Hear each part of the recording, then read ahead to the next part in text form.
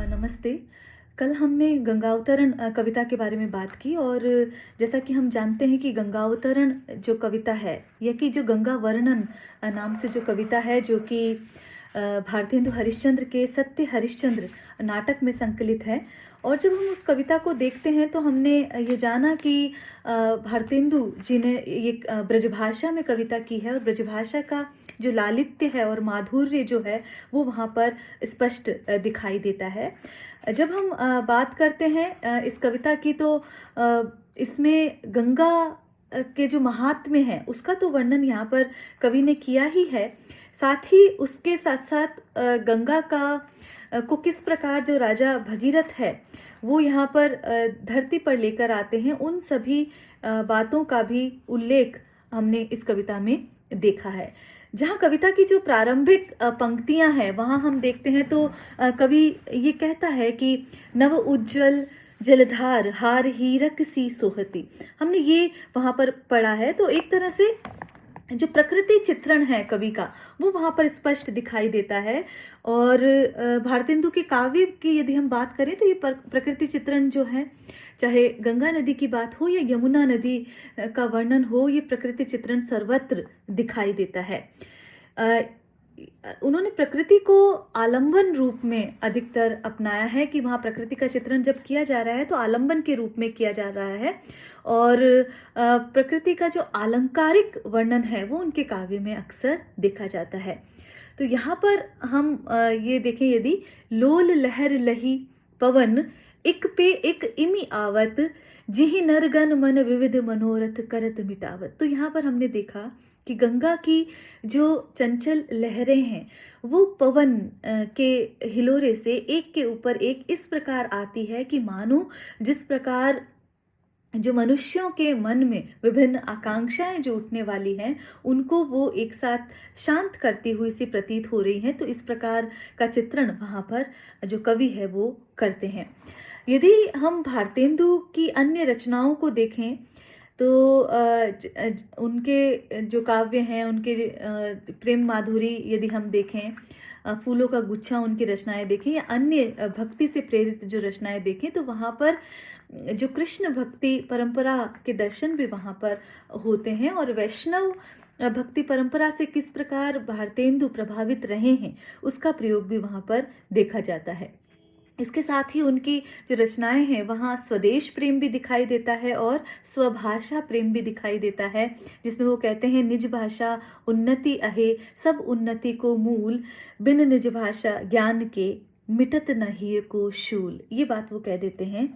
भाव पक्ष और कला पक्ष दोनों का समन्वय उनके काव्य में देखा जाता है और भक्ति प्रेम, राष्ट्रभाषा और स्वदेश प्रेम की अभिव्यक्ति भी वहाँ पर अत्यंत ही सरस और मार्मिक बन पड़ी है, ये देखा जा सकता है। उनकी काव्य भाषा ब्रजभाषा है जो कि बहुत ही ललित और परिमार्जित है, ये देखी जाती है। और वहाँ पर अनुप्रास, उत्प्रेक्षा, उपमा जो आदि अलंकारों का प्रयोग वहाँ पर देखा जाता है। यदि गंगावतरण कविता की हम बात करें तो मधुर और कोमल भावाभिव्यक्ति के वहाँ दर्शन होते हैं। जो भाषा का लालित्य है तो ब्रजभाषा में कविता लिखते हैं। देखिए, जो भारतेंदु युगीन जो कविता है वो रीतिकालीन गुणों से मुक्त नहीं हो पाई है, तो वहाँ पर ब्रजभाषा का जो ललित प्रयोग है वो वहाँ पर दिखाई देता है। और भारतेंदु के युग में गद्य रचना के लिए चूंकि खड़ी बोली का प्रयोग होता था और कविता के लिए ब्रजभाषा का प्रयोग, तो ये सारी बातें हम वहाँ पर देखते हैं। मानवीकरण और जो अलंकार हैं वहाँ पर बहुत अधिक उसका प्रयोग देखा जाता है। मानवीकरण यद्यपि छायावादी कविता का वहाँ पर मुख्य पक्ष है, विशेषता है, लेकिन भारतेंदु युगीन कविता में भी मानवीकरण देखा जाता है। जब यहाँ पर कहते हैं कि वहाँ पर गंगा को एक सुंदर स्त्री के रूप में भारतेंदु चित्रित करते हैं और वो कहते हैं कि राजा सगर के 60,000 पुत्रों का उद्धार करने वाली ये नदी माँ के समान है। तो माता वहाँ पर बता देते हैं। तो नदी का मानवीकरण माता के रूप में यहाँ पर कर दिया है।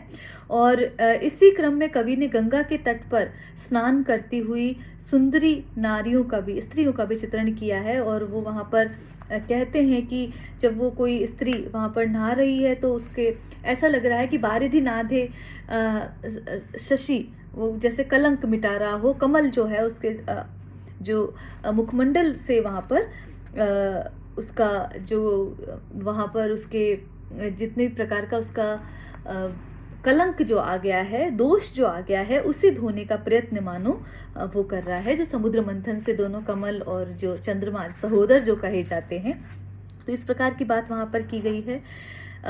भक्ति भावना का भी समावेश इस कविता में देखा जाता है, क्योंकि पौराणिक मिथकों के अनुसार कवि ये बताता है कि विष्णु, ब्रह्मा और शिव से जो गंगा का संबंध किस प्रकार रहा है।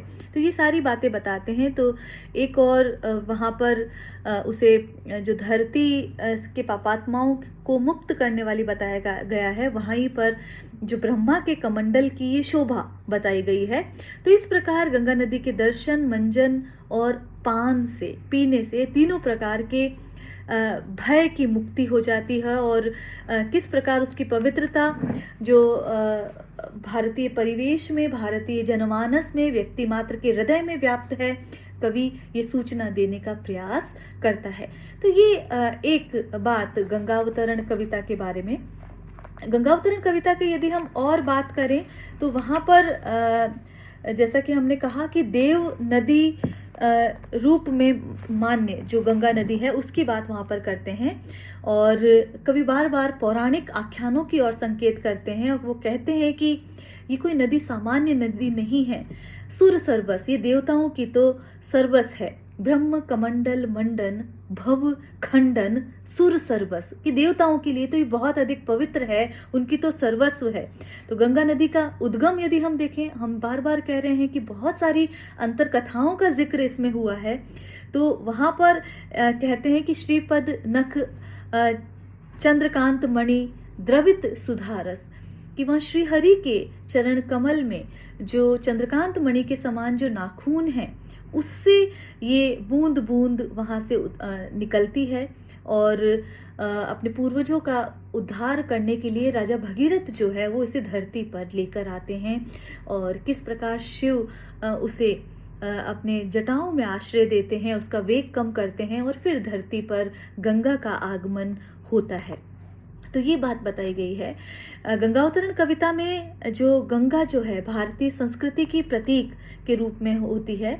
और यहाँ पर यदि हम देखें तो हिंदू जनमानस की आस्था का प्रसार करते हुए कवि यहाँ पर दिखाई देते हैं। और इसी तरह जो बताया गया है कि गंगा का जल अमृत है। यूँ तो जल ही अमृत होता है, क्योंकि वो हमारे जीने के लिए एक महत्वपूर्ण उपादान है। तो जल को जीवन की संज्ञा यूँ तो दी ही है, लेकिन गंगा को अमृत की संज्ञा वहाँ पर दी है। तो उसकी जो मात्र तुल्य छवि है भारतीय जनमानस में, इसीलिए उसे गंगा के समतुल्य माना गया है। और जब काशी के घाटों का चित्रण होता है, कहूँ बंधे नव घाट, वहाँ पर तो उनके जो घाटों का चित्रण है कि कहीं घंटा ध्वनि गहरत, कहीं पर गहराती हुई घंटा ध्वनि बज रही है, और श्वेत जो धवल पताका, जो पताका लहरा रही है। इस प्रकार के चित्रण, ये सारी चीज़ें जो हैं भारतीय संस्कृति की प्रतीक है।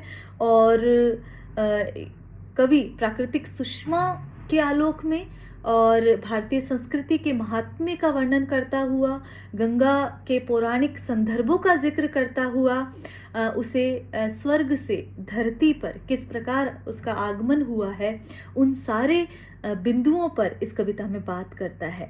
तो यहाँ पर जो भारतेंदु हैं वो ये भी बताते हैं कि गंगा नदी के तट पर किस प्रकार सारे संस्कार वहाँ पर संपादित किए जाते हैं, किस प्रकार गंगा नदी का संबंध भारतीय समाज से रहा है, पवित्र रहा है, क्या उसका पावित्र्य है, क्या उसकी शुचिता है। इन सारी बातों को जो भारतेंदु हरिश्चंद्र हैं वो गंगा वर्णन कविता में गंगा नदी की महिमा का गान करते हुए और काशी में उसका जो पुण्य और पवित्र स्वरूप है उसका जिक्र वहाँ पर करते हैं। तो कविता में स्पष्ट कहा जा सकता है, निष्कर्षतः है कि गंगा का जो वर्णन है वो बहुत ही मनोरम वर्णन वहाँ पर कवि करते हैं। जहाँ कहते हैं कि जलधारा के मध्य में जो बूंदे उछल रही है वो ऐसा प्रतीत होता है कि हीरों के हार के बीच में किसी ने मोती की मणियाँ मानो पिरो दी हैं। तो ये सारी जो वहाँ पर बताई गई है, और पवन के झकोरे से किस प्रकार जो चंचल लहरें एक के ऊपर एक आती हैं, तो बड़ा ही सजीव चित्रण वहाँ पर भारतेंदु गंगावतरण कविता में गंगा का करते हैं। तो यहाँ ये बात ध्यान रखने की ज़रूरत है कि यद्यपि कविता में तत्सम शब्दों का प्रयोग देखा जाता है, लेकिन कविता ब्रजभाषा में लिखी गई है और ये कविता उनके जो सत्य हरिश्चंद्र नाटक में संकलित है गंगा वर्णन शीर्षक से। तो ये गंगा अवतरण पर बात हमने की। आज के लिए इतना ही। नमस्कार।